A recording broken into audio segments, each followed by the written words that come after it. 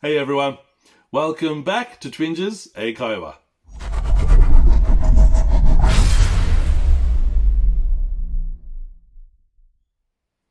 皆さん、こんにちは。Twinges 英会話です。Welcome back。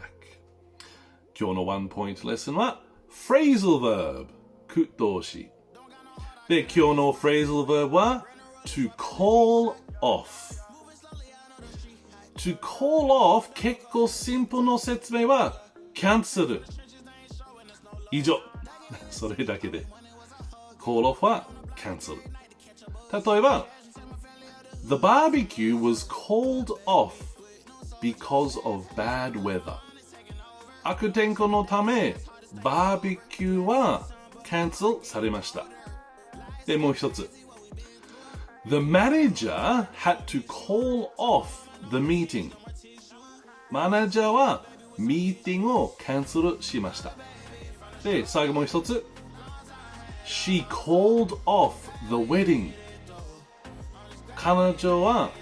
結婚式をキャンセルしましたはい、皆さんもう一回 To call off シンプルでキャンセル